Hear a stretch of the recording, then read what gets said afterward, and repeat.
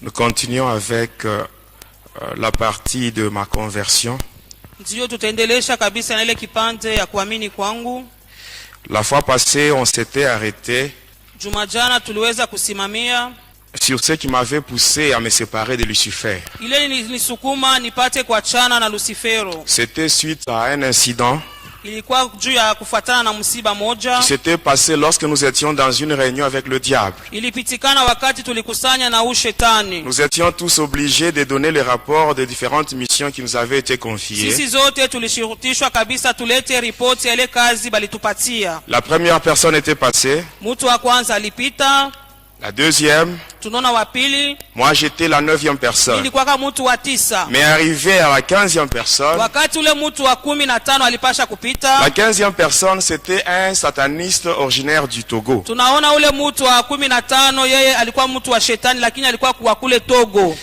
Amen. Amina. Quand il devait donner le rapport de sa mission, il avait dit qu'il avait connu un échec. Amen. Amina. Et quand il cherchait maintenant à expliquer le pourquoi de son échec, il avait cité le nom de Jésus. Et nous tous, nous étions tombés ensemble avec le diable. Et moi, avant cela, je croyais que c'est le diable qui était au-dessus de toutes choses. Je croyais que sa puissance était au top. Alors comme j'avais un délai que le diable m'avait imposé, j'avais peur et je ne savais pas quoi faire. Alors lorsqu'il était tombé, juste parce qu'on avait prononcé le nom de Jésus, à ce moment-là, je m'étais dit, quand j'étais de retour à Likasi, je m'étais dit ceci. Donc cet homme, quand il me parle qu'il est au-dessus de toutes choses, à partir de ce qui vient d'arriver, j'ai fini par comprendre qu'en dehors du diable, il y a une puissance qui est au-dessus de celle de Lucifer. Et cette puissance, c'est la puissance du Seigneur Jésus. Amen, amen. Amina. Nous continuons aujourd'hui avec ma conversion. Mais le vendredi, je vais vous parler sur ma délivrance. Ce qui m'était arrivé le 20 décembre de l'année 2003. Le 20 décembre 2003. Lorsque j'étais mort. Et on se préparait déjà pour aller m'enterrer. Mais pendant ce temps-là, j'étais dans le monde astral. Plus précisément dans le séjour de mort, avec des chaînes et un cadenas au niveau de la bouche. Et tout était terminé pour moi. Amen. Amen. Quand tout était terminé, c'est là où maintenant Jésus avait pris maintenant la relève. Et c'est là qu'il m'a délivré. Ça, c'est ce que je vais expliquer le vendredi. Pour aujourd'hui, je continue avec ma conversion. Et la dernière fois, avant de terminer, je vous avais dit ceci. Ce n'était pas facile. Ce n'était pas facile pour que le diable puisse me lâcher. Avec tous les secrets que je connaissais. Avec toute la formation que j'avais reçue de sa part. Il m'avait formé pour combattre le chrétien. Pour détruire, saboter l'œuvre de Dieu. Il m'avait donné beaucoup de stratégies. Beaucoup de techniques et beaucoup de stratégies. Beaucoup de techniques pour combattre le chrétien et détruire, saboter l'œuvre de Dieu. Alors quand le Seigneur Quand j'ai cherché à donner ma vie au Seigneur Jésus, le diable, sachant très bien que si cet homme est délivré et qu'il commence à dévoiler mes secrets, beaucoup d'enfants de Dieu seront affermis et beaucoup de gens seront délivrés. Alors pour cela, je ne dois pas le lâcher facilement. Faire le pacte avec le diable, c'est facile. Mais se séparer avec Satan, c'est pas une chose facile. Amen, amen. Amen. Pour aujourd'hui, j'aimerais insister sur un point. Le Seigneur Jésus a besoin de nous aider tous. Et d'une manière particulière, il a besoin d'intervenir dans ta vie. Mais toi aussi, tu dois faire quelque chose. Comme la fois passée, je vous avais dit, si tu as besoin de l'intervention du Seigneur Jésus, il faut que tu prennes le risque de dire la vérité. Et en disant la vérité, le monde n'aime pas la vérité. Le monde va te haïr à cause de la vérité. Ta famille peut te rejeter. Tes amis peuvent t'abandonner. Mais Jésus, lui, ne va pas t'abandonner. À cause de la vérité, Jésus ne t'abandonnera jamais. Parce que lui-même, il est la vérité. Et à cause de la vérité que tu vas dire, Jésus ne va pas t'abandonner. Il est l'ami fidèle. Mais bien aimé, même quand vous venez à l'église, j'aimerais vous demander une chose. Quand vous venez à l'église, il faut se dire ceci. Amen. Les hommes de Dieu, le pasteur, les évangélistes, les intercesseurs, ce ne sont pas eux qui vont donner la solution à ton problème. C'est lui qui va donner la solution à ton problème. C'est lui qui va t'accorder la délivrance. C'est le Seigneur Jésus. Le pasteur, les intercesseurs, les évangélistes, ce sont des instruments que Jésus va utiliser pour la délivrance. Amen.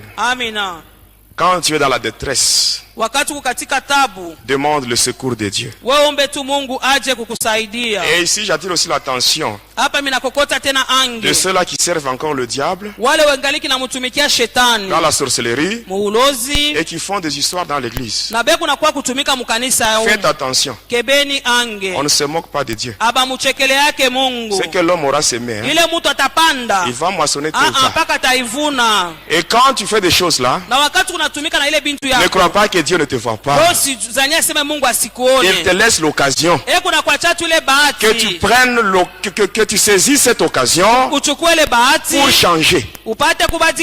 Mais si tu continues comme ça, dans l'église de Dieu, sache qu'un jour, lorsque Dieu va dire trop c'est trop, Dieu va te frapper, tu seras humilié.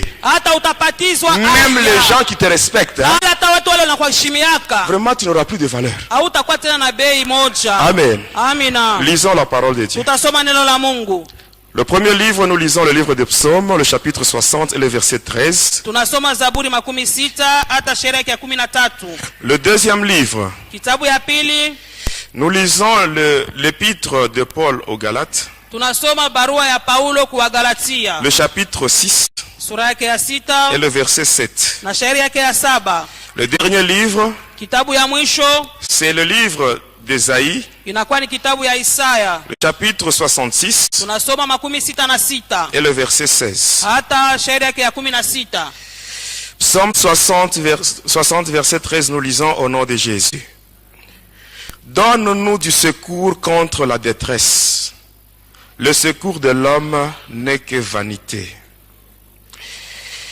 Galates 6, verset 7, nous dit ceci. Ne vous y trompez pas. On ne se moque pas de Dieu. Ce qu'un homme aura semé, il le moissonnera aussi. Ésaïe 66, verset 16, nous dit ceci. C'est par le feu que l'Éternel exerce ses jugements. Et c'est par son glaive qu'il châtie toute chair. Et ceux que l'Éternel tuera, c'est que tuera l'Éternel seront en grand nombre. Amen. Amen, amen. Lorsque j'étais rentré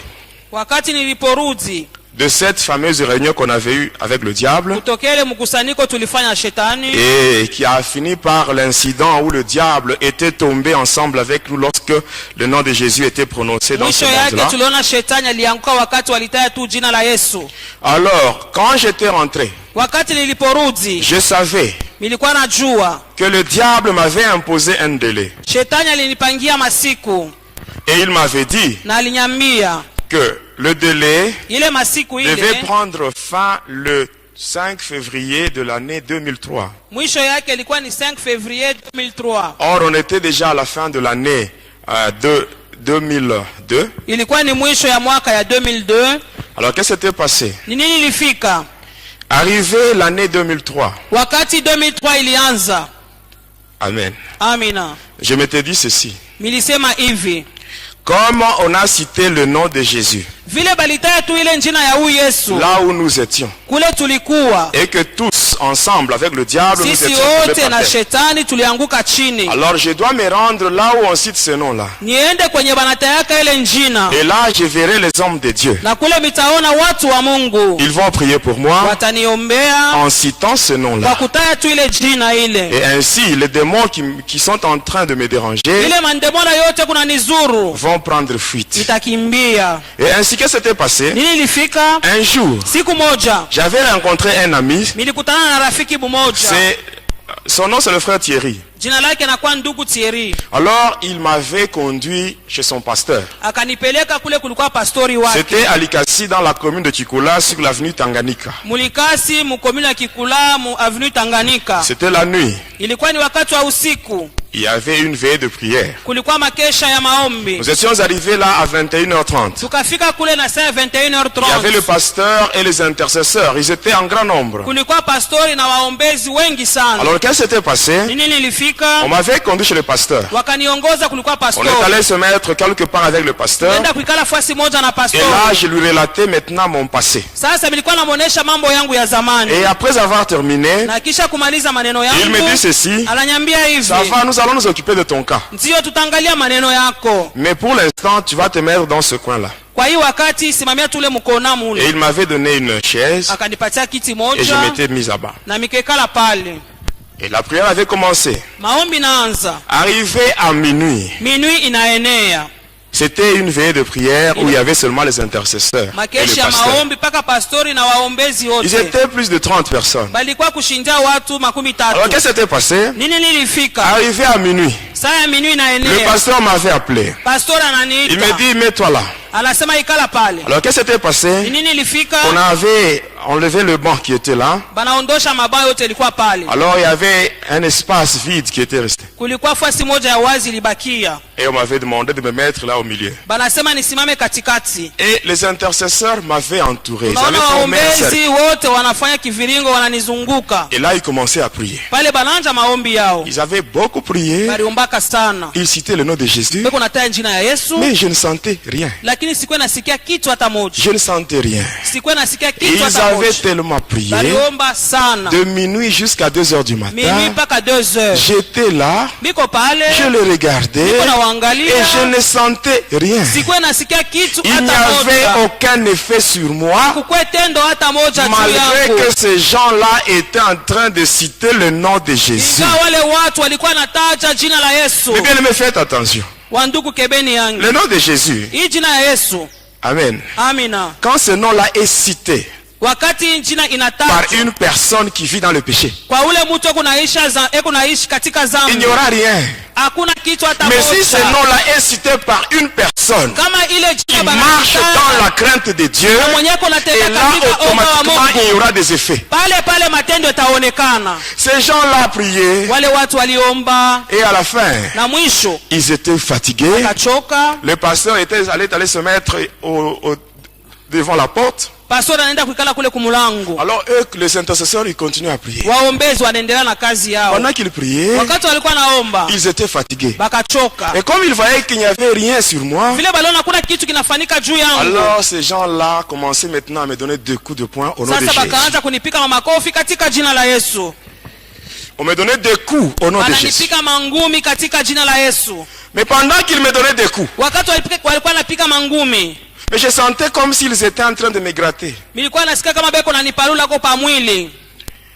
J'ouvre les yeux. Ninafungua macho yangu. Je regarde les intercesseurs qui m'entouraient. Ninaangalia wale waombezi walikuwa wananizingira. Ils étaient tous nus. Wote walikuwa uchi bila mavazi. Sans habit. Bila vazi hata moja. Si tu ne marches pas dans la crainte de Dieu, si tu n'as pas une vie de sanctification, ne t'hasarde pas de chasser les démons,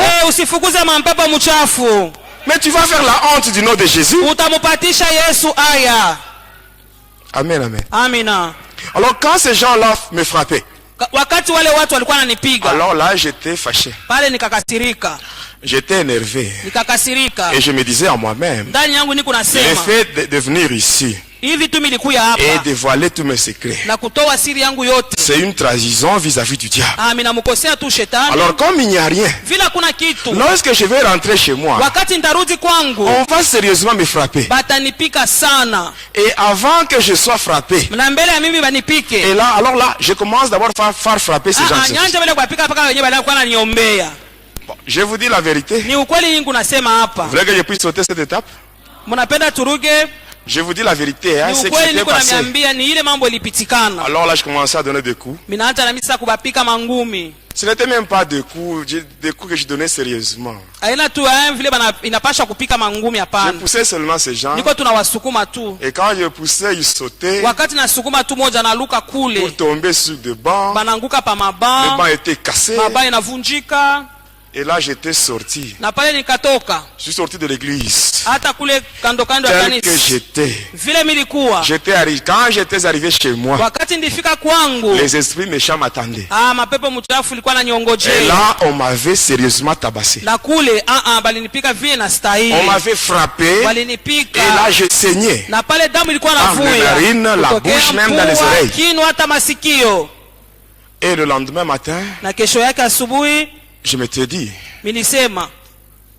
je dois encore chercher d'autres serviteurs. Malgré qu'on m'avait frappé, moi-même, j'étais allé voir un autre serviteur.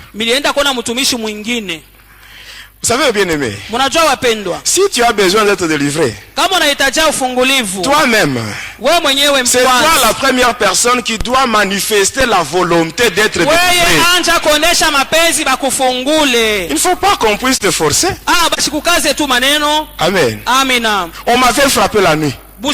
Mais le lendemain, j'étais encore chez notre serviteur. Il y avait un frère qui m'avait conduit sur l'avenue Sankuru. J'arrive là-bas. Il y avait un monsieur là, un pasteur là. Il avait son nom, mais à la fin, on ajoutait Fire. Je ne dis pas son nom. Alors quand j'étais entré là, qu'est-ce qui s'était passé? C'était un mercredi. Sur l'avenue Sankuru. Dans cette église là, comme toiture, il y avait une bâche.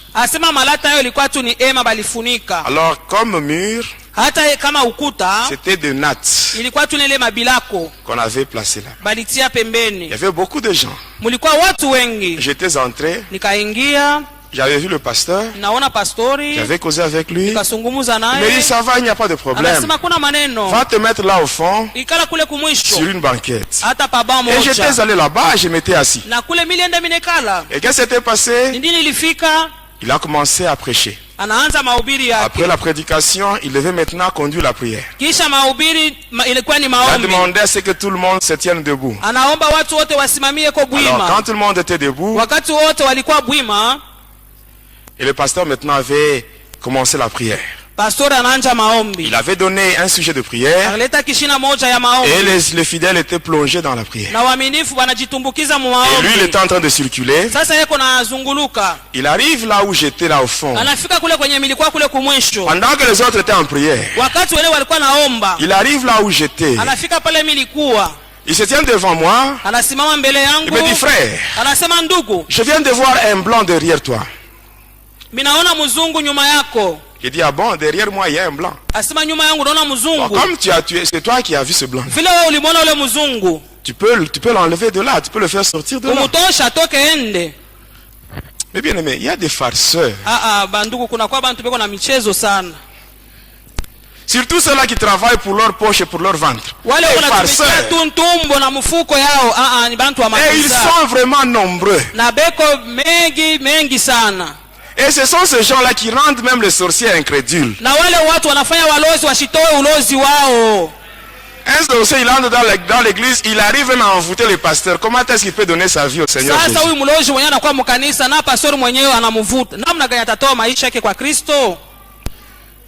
Amen. Amina. Si tu n'as pas été appelé par le Seigneur Jésus, tu dois seulement te mettre dans le pourtour comme tout le monde. On t'enseigne. Et au moment opportun, si vraiment le Seigneur t'a appelé, il va aussi t'équiper. Notre Dieu, quand il donne la vision, il donne aussi la provision. Amen. Amina. Alors il était là. Et subitement là il commence à parler en langue. Commence à parler en langue. Je le regarde. Je le regarde. Un homme sans habit. Et là il cherchait maintenant à me tenir. Alors je le regarde. Je fais seulement ceci. Avec ma main, je le touche seulement. Je ne l'avais pas poussé. Je l'avais juste touché. Et juste quand ma main avait touché son corps, le pasteur était projeté. Et il est allé tomber sur le fidèle. Et quand il était tombé sur ce fidèle, la prière avait pris fin. La prière avait pris fin. Et les intercesseurs commençaient à déplacer les bancs. Et il y avait encore un espace vide. Et ces gens-là commençaient à prier pendant que le pasteur était à terre. Et eux commençaient à prier. Et j'avais aussi commis la même bêtise. Ils commencent à me donner des coups au nom de Jésus. Et quand je commence à les pousser, ils sautent. Et quand ils sautent, ils sortent avec des nattes. Ils sortent avec des nattes. Et à la fin, quand je devais quitter ces lieux-là, il y avait juste la toiture, toutes les nattes n'étaient plus là. Et j'étais parti. Amen, amen. Et quand j'étais parti, un jour, il y a une sœur. Elle était venue me voir. C'était la mère de ma fille. Alors elle m'avait donné l'adresse d'un prophète. Du côté, quand vous êtes à Likasi, vous vous rendez vers le camp Génie.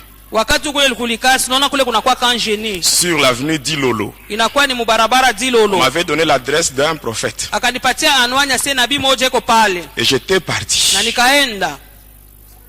J'arrive là-bas, je frappe à la porte. Le prophète était chez lui au salon avec sa femme. Quand j'étais entré, j'arrive là-bas, je les salue. Il me demande le pourquoi de ma visite. Et là je commence à parler. Je commence à parler que je suis sataniste, je cherche la délivrance. Et je voulais ajouter. Il me dit tais-toi. Tais-toi. Mets-toi à genoux. Pendant que tu étais en route, Dieu m'a dit Dieu m'a dit qu'en route, il y a un homme, un sataniste qui vient chez toi. Tu dois prier pour sa délivrance. Eh bien, mais pourquoi mentir? Pourquoi mentir au nom de Jésus? Mais si Dieu ne t'a pas donné un message, tais-toi. Mais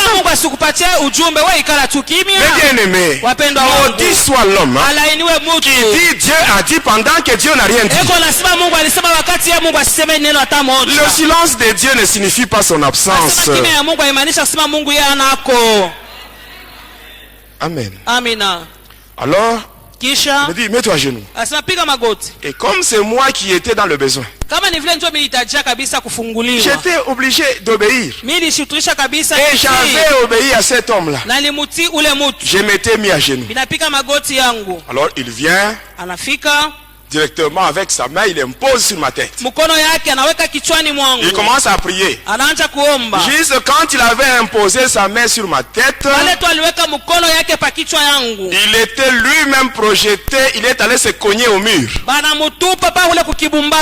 Et quand il s'était cogné au mur, il se relève, il prend sa femme par la main, il ouvre la porte, et les deux prennent fuite. Et il me laisse seul dans la maison. Et quand j'avais ouvert la porte, ils étaient déjà dans la parcelle. Et juste quand j'avais ouvert la porte, ils me voient, ils quittent la parcelle, ils se retrouvent maintenant sur la route. Et même les gens, les voisins étaient venus. Il y avait beaucoup de gens là-bas. Alors comme j'avançais, le prophète et sa femme, ils avaient quitté même la route pour aller maintenant dans la parcelle de l'autre côté. Lui qui avait dit que Dieu lui avait dit. Voyez, pourquoi tromper? Il y a des gens qui croient que non, Dieu agit seulement par la prophétie. Parce qu'aujourd'hui il y a même des prophéties fabriquées. Les vrais prophètes, ils sont là, ils existent.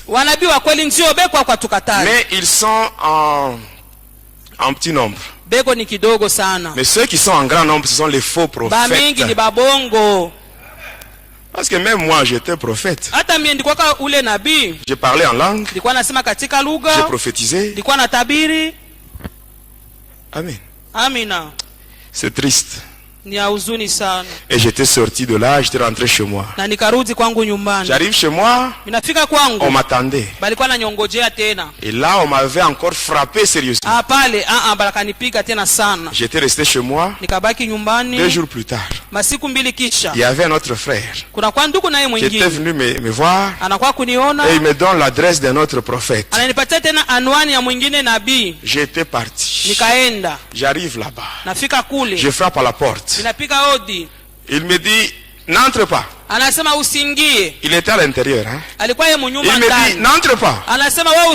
Commence par enlever tes souliers. Parce que ici, tu es sur un lieu saint. Enlève tes souliers vite. J'avais enlevé mes souliers. Et après, j'étais entré. J'entre dans le lieu saint. Je me retrouve dans le lieu saint, il y avait la natte. Et il me dit, mets-toi là. Et je m'étais assis sur la natte dans ce soi-disant lieu saint. Étant là-bas, et le prophète commence à prier.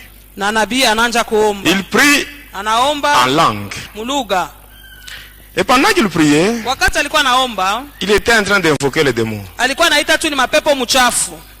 Bon, comme moi j'étais sataniste, j'étais déjà familiarisé avec les démons. Quand quelqu'un invoque les démons, pour moi ce n'était pas difficile de découvrir. Il invoque les démons, je sens. Et après je le regarde, un sataniste de niveau vraiment très bas par rapport à moi. Alors je me lève, je dis, toi, wewe tu oses faire ça sur moi. unapima kufanya hii maneno juu yangu.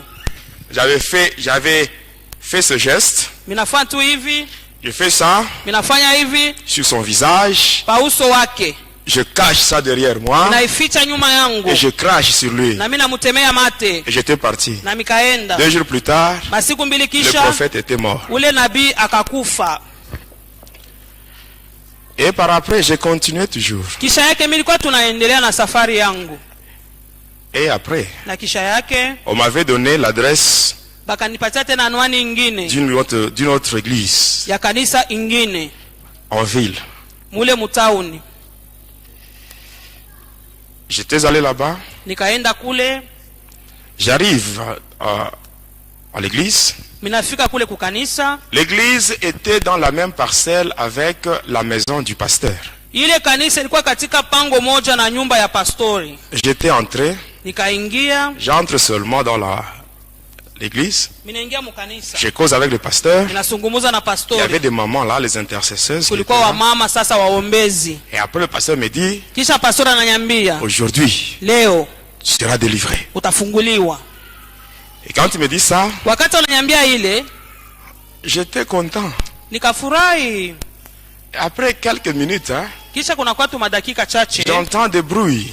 Minasikia makelele. Comme le hurlement du cheval. Kama vile mafarasi ikuna Alors quand j'avais juste entendu ce bruit là, wakati nisikia ile makelele ya farasi, là j'étais mal à l'aise. Pale milikosa kabisa parce que c'était un démon. Ilikuwa ni kipepo kichafu qui répond au nom de Caravanda. Jina lake Caravanda. Qui est le secrétaire du dragon de la mer. Anakuwa mwandishi wa ule joka wa bahari. Alors il était descendu dans l'église. Sasa akashuka mukanisa. Avec son fouet. Na fimbo yake. J'étais là debout. Nilikuwa pale nishakusimama. Je ne faisais rien. Sikuwa nafanya kitu. Mais je voyais le pasteur et les intercesseuses, les mamans. Na bale ba mama waombezi. Caravanda avec son fouet. Caravanda na fimbo yake. Il le fouettait sérieusement. Eko na wapika fimbo vile na stahili. Et ne voyait pas celui qui le fouettait. Naona mwenye kuna wapika ni nani. Et ils avaient pris fuite. Na wote wakakimbia. J'étais resté seul nikabakia peke yangu dans l'église. Mukanisa. Les pasteurs étaient allés chez lui. Pastor akaenda kwake. Il prend de l'eau. Anachukua maji. Dans une casserole. Muchungu. De l'eau chaude. Maji ya moto. Il vient avec ça. Anakuwa nayo dans l'église. Mukanisa. Il entre. Anaingia. J'essaie seulement de bouger. Minapima kutenga. Il lance ça sur moi. Ananitupia. C'était de l'eau chaude. Ilikuwa maji ya moto. Alors quand j'avais essayé de bouger, wakati nilitaka kidogo, il laisse là la casserole. Anaacha na kyungu kenyewe. Il sort en courant. Anatoka mbio. Et j'étais resté seul. Nilibakia peke yangu. Et après, na kisha j'étais mouillé. Nikalubana. Parce qu'il avait versé de l'eau sur moi. Alimwanga maji juu yangu. J'étais mouillé. Nikalubana. Et là je sortais. Na pale bilikuwa natoka. De la parcelle. Mumpango. Alors quand je sortais, wakati bilikuwa natoka. Frère, arrête-toi. Anasema ndugu simama kwanza. Alors je m'étais arrêté. Nikasimama. Il vient. Anasema kuja. Il me dit ceci. Ananyambia hivi. Frère. Ndugu. Dieu m'a dit. Mungu ananyambia. Dieu vient de me dire. Mungu anatokea mkunyambia pour ta délivrance. Dieu ufungulivu wako. Il faut faire la sélection. Il faut faire une coalition de 10 pasteurs. Asema changa wa pastori wa 10. Un seul pasteur ne peut pas prier pour toi. Asema pastori mmoja hawezi kukuombea wewe. Eh bien, mais ça c'est la folie. Hii ni mazimu wapendwa. C'est la folie. Mazimu. Amen. Amina. Tu peux être seul. Unaweza kuwa wewe moya. Tu peux être seul. Unaweza kuwa wewe moya. Face à 100 ou à 1000 satanistes. Mbele ya wachawi ils ne peuvent rien faire contre toi. Hawawezi kitu hata moja. Parce que ceux qui sont avec toi wale wako pamoja sont en plus grand nombre que ceux qui sont avec eux. Wanakuwa mingi kushindia wale wanakuwa nao. Mais c'est ce qui s'était passé quand les Syriens étaient allés vers Élisée. Ile mambo ilipita wakati wa Suria walienda kule kwa Elisha. Son serviteur Géasi était en train de trembler. Ule Géasi mtumishi wake alikuwa anatetemeka. Parce qu'il avait vu les troupes des ennemis. Aliona vikosi vya wadui. Et Élisée lui avait dit. Elisha akamwambia, n'aie pas peur. Wewe usiogope. Ceux qui sont avec nous wale wanakuwa pamoja nasi sont en plus grand nombre que ceux qui sont avec eux. Wengi sana kushinda wale wanakuwa nao. Toi seul. Wewe mwenyewe. Toi seul. Wewe mwenyewe. Mais Tu peux détruire ou saccager tout un bataillon de démons. Unaweza kupomoa mzuri kuharibu bataillon mzima ya mademona. Si tu es avec Jésus. Kama uko pamoja na Yesu. Si tu as la crainte de Dieu. Kama uko na neema ya Mungu. Si tu as une vie de sanctification. Kama uko na maisha ya utakaso. C'est possible. Inawezekana. Amen. Amina. Moi du moment que j'ai donné ma vie au Seigneur Jésus. Wakati nilitoa maisha yangu kwa Yesu. Je n'ai jamais eu peur de qui que ce soit. Siogopake yeyote tena. Peur de quoi? Si le diable lui-même, si le diable lui-même m'a vomi, alors le petit sorcier ici, le petit sorcier, le petit bébé qui, le petit moustique qui vole sur le balai, le petit rose-chrétien qui fait des bruits à Lubumbashi. Mais avoir peur de ces gens-là. Mais ils sont plus petits, plus petits. Parce que c'est lui qui est en nous. Mais il est plus fort plus que tous les démons qui sont dans les capteurs, les rose-chrétiens, les sorciers. Mais bien aimés, nous devons vivre ce qui est écrit dans la parole de Dieu. Amen. Pourquoi avoir peur? Moi tel que vous me voyez, je peux passer même à minuit. Je passe à côté d'un cimetière. Je ne vais pas avoir peur. Parce que je sais que mon Dieu à moi, il est puissant. Je peux marcher tête haute, poitrine bombée en balançant le bras. Je passe parce que j'ai confiance. Et je connais ma relation avec Jésus. Je connais ma relation avec mon Dieu, mes bien-aimés. Voilà pourquoi même quand je témoigne, il y a des petits sorciers qui m'envoient des flèches. Tout ça, quand ils font tout ça, moi j'ai pitié de ces gens. J'ai pitié de ces gens parce qu'ils ne peuvent rien me faire. Si Dieu est pour moi, qui sera contre moi, mes bien-aimés? Pourquoi avoir peur? Tu trouves on a placé des fétiches la nuit. Tu te réveilles le matin, tu commences à trembler. Prends ces choses, brûle au nom de Jésus, il n'y aura rien. Amen. Amina. Quand tu as peur, quelque part, si tu as peur, ça veut dire quelque part ta relation avec Jésus n'est pas bonne. Mais nous devons vivre ce que Jésus, ce que la parole de Dieu nous dit. Jésus lui-même il dit, voici je vous donne le pouvoir de marcher sous les serpents, les scorpions, sur toute la puissance de l'ennemi et rien ne pourra vous nuire. Et c'est la vérité. C'est la vérité. Moi on m'a déjà piégé à maintes reprises. On a déjà envoyé des satanistes. Mais malgré tout ça, je n'ai pas peur. Je vais continuer à témoigner. Je vais continuer à dévoiler les œuvres du diable. Et tout cela pour la gloire de Jésus. Il y a des gens qui tremblent. Quand tu trembles, tu donnes la force à tes ennemis. Et quand tu minimises les ennemis, c'est facile pour toi de les écraser. Amen. Amen. Alors quand j'ai été sorti de cette église-là, on m'avait encore adressé à une autre église. J'étais arrivé là. Alors on commençait à prier pour moi. Ils étaient à 6. Les 4 là se sont précipités pour mettre leurs mains sur ma tête. Et ils étaient projetés.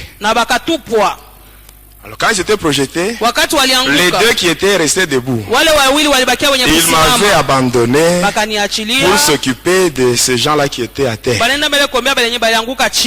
Alors là j'étais sorti, j'étais rentré chez moi. Après cela, j'étais allé dans une autre église sur l'avenue Foyer Social.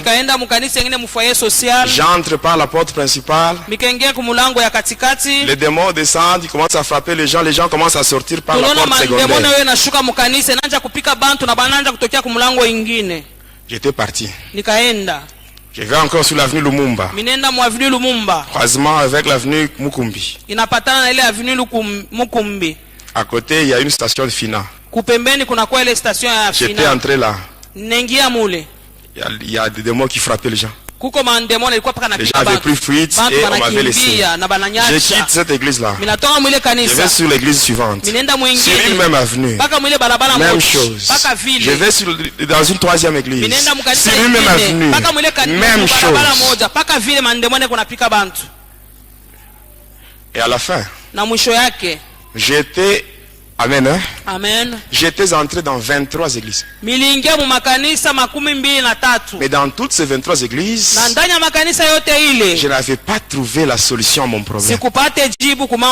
À la fin, qu'est-ce qui se faisait? Lorsque je me rendais aux églises, moi je partais avec une bonne intention. Je ne partais pas là-bas pour que les démons descendent afin de frapper les gens. Moi je disais la vérité. Amen, amen. Amina. Et à la fin, qu'est-ce qui s'est passé? Lorsque je me rendais aux églises, qu'est-ce qui s'est passé? On me voyait de loin. Et là, on m'envoyait des frères. On vient me voir. On dit, frère, le pasteur a dit, ne viens pas dans notre église. Tu vas faire fuir les gens.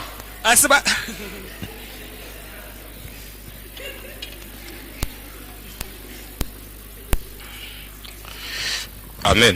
Amen. On m'est chassé. Et les on disait, cet homme-là, avec ce nom-là, le nom-là que j'avais, on disait, non, cet homme-là, il ne peut pas être délivré. Vous ne savez pas, cet homme-là, c'est lui-même le diable. C'est ce que les gens disaient. C'est ce qui était connu. On ne voulait plus de moi dans les églises.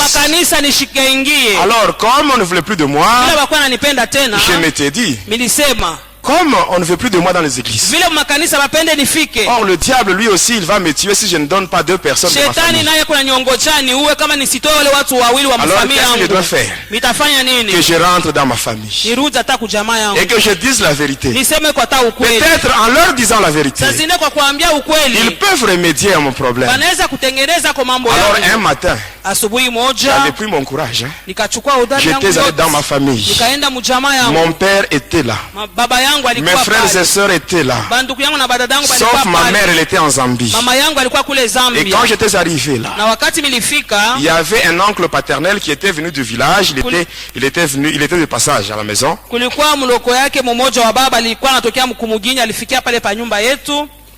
Alors quand j'étais là au salon, avec toute la famille réunie, j'avais dit ceci. Vous savez tous que je suis sataniste. Mon père m'avait dit ceci. Oui, je sais. Oui, je sais. Et ton père, c'est le diable. Oui, c'est ce que mon père m'avait dit.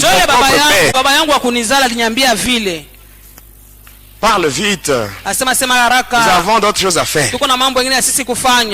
Alors j'ai dit ceci. Vous savez que je suis sataniste.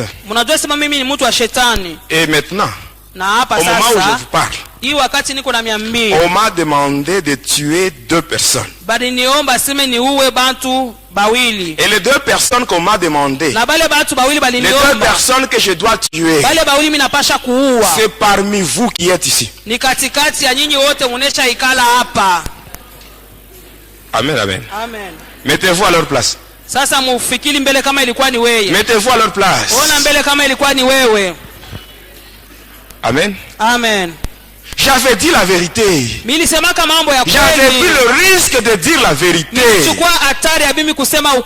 quand je disais cette vérité-là, je n'avais pas une mauvaise intention. Je disais la vérité. Et c'est ce qui était réel. Et avant de me répondre, alors tout le monde commençait à pleurer.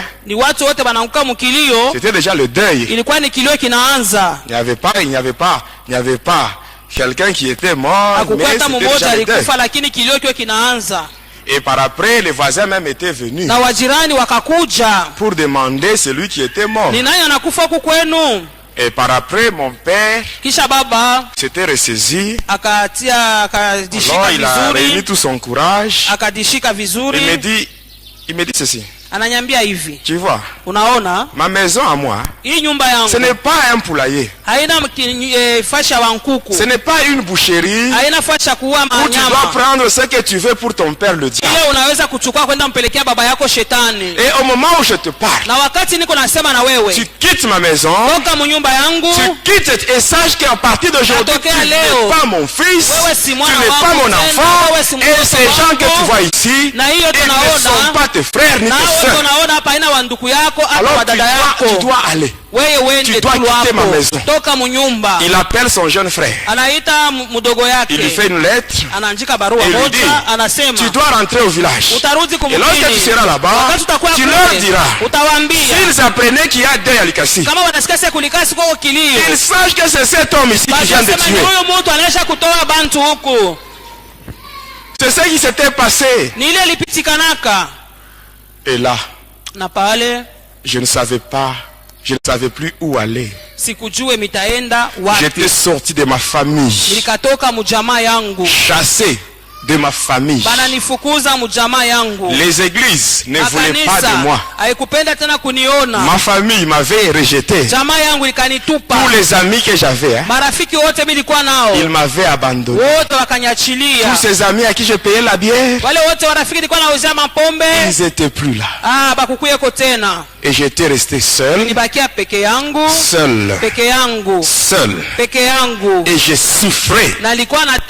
Je souffrais. J'étais sorti de là. Je ne savais pas où aller. Je n'étais pas tranquille. Et là, j'ai resté au marché. Moi, je dormais au marché. En dessous des étalages. C'est là où je dormais. Moi qui servais le diable. Moi qui avais servi le diable pendant 25 ans. Moi que le diable avait demandé d'appeler papa. Mais ce jour-là, lui qui était mon papa, il m'avait abandonné. Mes bien-aimés, dans le moment de détresse, demandons le secours de Dieu. Le secours de l'homme n'est que vanité, mes bien-aimés.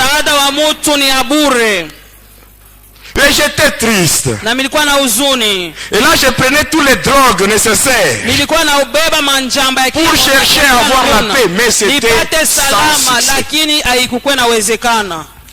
Et pour finir, je m'étais trouvé une maison sur l'avenue Shaba. Et je m'étais installé là-bas. Et une nuit je dormais. Alors là, vers 4 heures du matin, j'avais entendu de bruit. Des gens qui criaient. Et quand j'étais sorti, il y avait un cas de vol. Alors on avait dit que le voleur avait pris la direction, il avait pris la direction qui allait vers la droite. Alors ensemble avec ceux-là qui étaient là, on commençait à poursuivre le voleur. Et comme on ne l'avait pas trouvé, on était rentré. Arrivé là-bas, les gens qui étaient là, ils avaient dit, on n'a pas vu le voleur. Alors une sœur de cette famille-là, la famille victime, ça avait dit, pourquoi vous dites que vous n'avez pas trouvé le voleur? Vous n'avez pas trouvé le voleur, mais le voleur est là. Et c'était moi qu'on avait cité, qu'on avait désigné comme voleur. Je dis, moi voleur? Mais qu'est-ce que j'ai fait? Tout ça, c'était le diable. C'était les esprits qui s'étaient incarnés dans cette sœur-là pour m'énerver. Afin que je puisse solliciter maintenant l'intervention du diable. Alors quand on avait dit ça, cette sœur pour moi c'était une humiliation. Alors je me disais, moi voleur? Alors je m'étais concentré, j'ai fait une invocation. On me dit, on va régler ce problème. Mais toi, donne les 2 personnes qu'on a dit. J'ai dit, ça va, je donne, je vais donner. Alors quand j'avais dit ça va, je vais donner, automatiquement on me dit va au commissariat de police. On va te donner deux policiers. J'étais allé là-bas, je n'avais pas porté plainte. J'arrive là, l'OPJ me voit, il me dit c'est toi.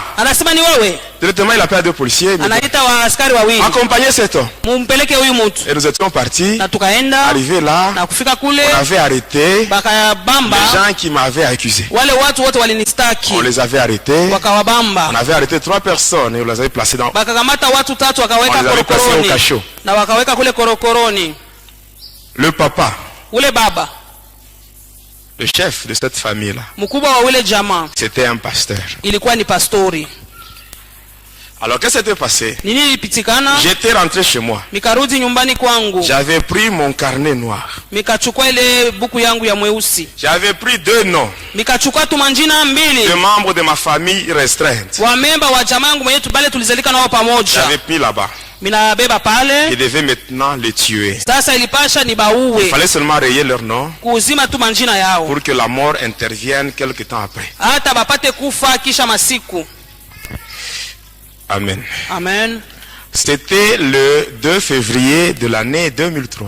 Le 2 février 2003. Alors quand j'étais allé au commissariat voir l'OPJ, j'arrive là, il me dit que le pasteur était libéré. On l'avait libéré la nuit.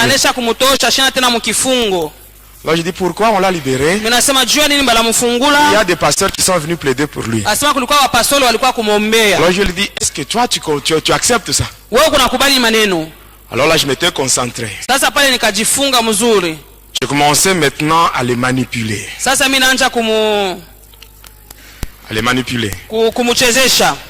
Et là je commence maintenant à lui dicter. Je commence maintenant à communiquer avec lui par télépathie sans le savoir. Je commence à faire la transmission de mes pensées dans sa tête à partir des esprits. Il commence maintenant à rédiger un papier. Et il prend le dossier, il transfère cela au parquet. C'est ainsi que ce papa-là, on l'avait pris de chez lui et on l'avait conduit au parquet. Et maintenant le 3 février, je devais me rendre au parquet. Et quand j'étais arrivé là, ce papa était là. Il tremblait. Le pasteur là. Il me suppliait. Moi je le regardais. Je dis moi, pardonnez cet homme. Pendant que, à cause de cet homme et sa famille, j'ai décidé de tuer 2 membres de ma famille. Il doit mourir aussi. Et pendant que j'étais là, j'attendais le magistrat. Et quelques temps après, il y avait le magistrat. C'était le magistrat Kasongo. Kasongo de Likasi. Il était venu, il m'avait appelé dans son bureau, il m'avait entendu, et après il m'avait dit, tu as raison, tu as raison, cet homme ici, il doit payer. Et là j'étais content. Et quand j'étais sorti, il y avait un papa qui était passé par là. C'était l'oncle paternel à la mère de ma fille. Et quand il m'avait vu, il me dit, non, le pasteur ici, c'est un papa très bien. Il a un bon témoignage. C'est un bon papa. Quand nous étions très jeunes, ce papa c'est lui qui nous avait fait grandir. Ainsi je te supplie, retire seulement ta plainte. Amen. Amina. Amen. Amina. C'est tel que tu es là. Amen. Amen. Tu dois savoir à bien vivre avec les gens. Parce que ce papa là, Amen. Amen. À cause de son passé, À cause de ce qu'il faisait dans son passé, il y a eu un homme qui est venu parler à sa place. Et quand ce papa me parlait, je ne sais pas ce qu'il m'avait poussé. Je dis ça va. J'entre dans le bureau du magistrat. Je lui dis bon ça va, je retire ma plainte. Veuillez libérer ce papa. Alors lui me dit ça va, comme toi tu as été ta plainte, mais moi en tant que magistrat il doit aussi me donner l'argent comme amende de l'État. Il dit ça va, ça c'est ton problème entre toi et lui. Moi et ce papa c'est terminé. C'est comme ça que j'avais laissé ce papa. Mais sur moi, je savais que 2 membres de ma famille devaient mourir. C'était le 3 février. Et là j'ai quitté le parquet. Je me rendais vers le centre de la ville. Et pendant que j'évoluais, j'avais un colis. Et dans ce colis, il y avait un flacon. Et dans ce flacon-là, il y avait un mélange du sang humain avec le parfum Hausarabia. Il y avait un livre qui avait la mention les plus grands secrets de Lucifer. Il y avait un crucifix. Et il y avait aussi un mouchoir que j'avais reçu lorsque j'avais adhéré dans l'ordre de Prima Curia au sein de la magie indienne.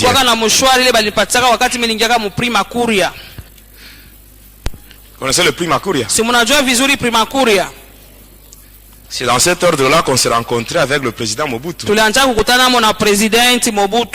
Même la vente de notre pays au diable. Notre pays, le Congo, quand il était encore Zaïre, Mobutu l'avait vendu. Et sachez que notre pays, pour sortir de la souffrance, amen. Ce n'est que par la prière. Par la prière et la prière, c'est tout. Nous tous, nous avons vu. Lorsqu'il y avait les élections, les gens se disaient qu'avec maintenant les élections, il y aura des institutions qui seront maintenant établies. Et la paix va rentrer dans le pays. Et si nous voyons ce qui se passe, c'est pire. Amen. Et notre pays peut sortir de ce chaos seulement par la prière. Ainsi, l'Église a la mission de prier pour le pays. Il y a beaucoup de choses. Moi, je connais sur la vente de notre pays. À 2 endroits. La source du fleuve Congo et à l'embouchure.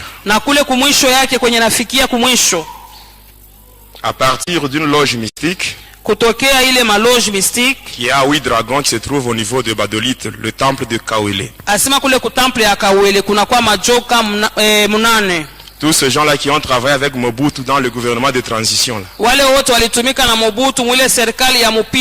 C'était seulement la distraction. Ces gens-là, c'était des amis. Tous agents de Satan. Ils travaillent pour un même maître. Et ils ont un même objectif. Qui est celui de plonger les enfants de Dieu dans la souffrance. Parce que l'homme, dans sa nature, n'accepte pas facilement la souffrance. Quand la souffrance dure, l'homme finit par retourner chez le diable. Amen. Et pendant que je partais, j'étais en route. J'étais sur le boulevard de l'Indépendance. Étant arrivé à un niveau, j'évoluais vers le centre-ville. Alors pendant que je passais, il y avait une église. Dans cette église-là, on parlait sur la sorcellerie. On parlait sur la sorcellerie. Celui qui parlait, c'est celui qui faisait la modération. Alors quand j'avais entendu cela, je m'étais dit, mais ces gens, avec leurs églises, ils parlent toujours sur la sorcellerie. Ils parlent sur la sorcellerie, le satanisme. Mais si un sataniste ou un sorcier se présente, ils ne font rien. Ainsi, Je vais entrer ici. Je vais appeler les démons. Et ils vont frapper tous ces gens pour qu'ils ne puissent plus parler sur la sorcellerie. J'étais entré. Je m'étais mis sur une place. Et les chrétiens étaient là. Ils priaient. C'était le matin. C'était le matin. L'intercession matinale. J'étais là. Et après, l'homme là qui devait conduire la prière, il dit ceci: vous tous qui êtes assis, quittez vos places et venez vous mettre ici. J'avais laissé mon colis là-bas et j'étais venu ensemble avec les vrais chrétiens. J'arrive là, je me mets à genoux. Tout le monde était à genoux. On avait donné une requête et les gens priaient les yeux fermés. Moi aussi j'étais là avec les yeux fermés. Pendant que les autres priaient, moi j'ai invoqué les démons. J'ai invoqué les démons. D'habitude, chaque fois que j'ai invoqué les démons, quand les démons sont en route, je regarde dans ma main. Je vais voir apparaître l'ombre. Alors ce jour-là, j'étais à genoux. Je commence à invoquer les démons. J'invoque. Je regarde dans ma main. Il n'y avait rien. J'invoque. Je regarde dans ma main. Il n'y avait rien. Mais pendant que j'étais à genoux, je sens au niveau de la toiture une petite chaleur. Et cette petite chaleur, elle ne faisait que descendre progressivement. Et pendant que ça descendait, la chaleur augmentait d'intensité. Et pendant que ça augmentait d'intensité, ce n'était plus la chaleur. C'était plus la chaleur, mais c'était le feu. C'était le feu, c'était le feu. Et pendant que ça descendait, c'était arrivé sur ma tête. Alors quand ça m'avait touché à la tête, mes bien-aimés, c'était terrible. Tel que j'étais sataniste, je suis arrivé devant un brasero. Il y a des braises là, bien allumées. Je vais introduire ma main là-bas. Je prends une braise, je ferme ma main. Et quand je ferme ma main, vous verrez que la braise sera éteinte. Mais ce jour-là, le feu qui était descendu sur moi, ce n'était pas le feu de brasero, c'était le feu que je n'avais jamais senti. Et quand le feu descendait sur moi, ça ne s'était pas limité sur la tête, mais ça descendait dans mon corps tout entier jusqu'au pied. Et là, mon corps commençait à brûler à l'intérieur. C'était terrible. Je m'étais infiltré dans l'église de Jésus avec une mauvaise intention. Même toi, sorcier qui m'écoute, si même quand tu viens à l'église, tu fais ce que tu as toujours l'habitude de faire, sache que Dieu te voit. Il te voit. Il n'a pas peur de toi. Il te voit, mais il te laisse le temps que tu prennes la décision pour changer. Mais si tu veux demeurer dans ce que tu fais, sache que quand Dieu va dire trop, c'est trop. Dieu lui-même, la Bible dit que notre Dieu, il exerce son jugement par le feu. Et le feu de Dieu va tomber sur toi. Et ce jour-là, tu verras maintenant que Dieu, il est Dieu, il est au-dessus de toutes choses. Ce jour-là, le feu était descendu sur moi. Alors là, je me disais, cette fois-ci, je dois maintenant prendre fuite. Et maintenant, j'étais à genoux. Je faisais des efforts pour me relever. Tel que tu es là, si tu te mets à genoux, on te demande maintenant de te tenir debout. Ça va prendre combien de temps? Mais, peut-être une minute. Même pas une minute. Mais moi, ce jour-là, je voulais maintenant me relever pour prendre fuite. Mes genoux étaient cloués au sol. Je faisais tous les efforts. Pendant que je faisais les efforts, les gens qui étaient en prière, ils avaient ouvert les yeux. Ils m'avaient vu. Maintenant, la prière avait pris fin. Tout le monde avait orienté sa prière vers moi.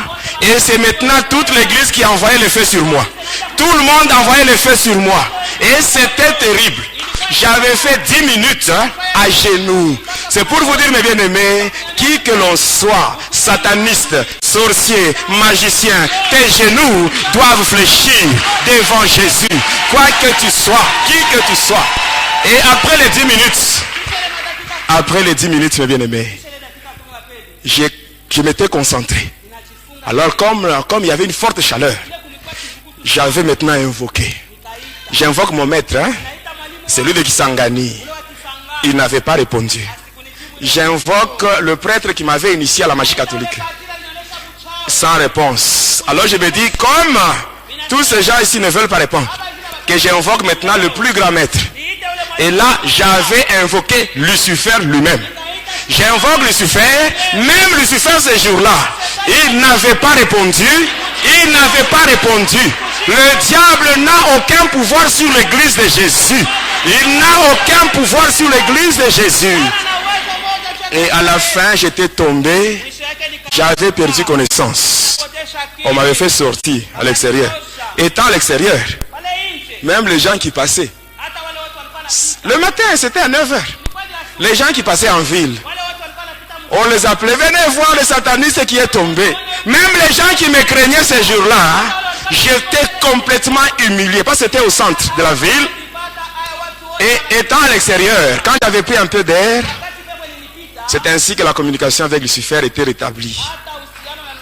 Il me dit, rentre là-bas. Rentre dans l'église et tue 2 personnes. Pendant qu'on me brûlait, il n'était pas là. Mais il me dit encore de rentrer. Vous voyez comment il est moins sérieux. C'est ça la grande différence avec Jésus. Mais bien aimé, c'est ça la grande différence avec Jésus. Quand tu pars en mission avec le diable, avec les démons, tu arrives là-bas, les choses commencent à se compliquer. Les démons et le diable, ils prennent fuite et ils partent. Mais si tu vas avec Jésus, les choses se compliquent. Jésus te dit, mets-toi derrière moi et moi-même, je vais maintenant combattre à ta place. Je vais combattre à ta place. C'est ça la grande différence avec Jésus. Pour aujourd'hui, on s'arrête par là et on continue prochainement.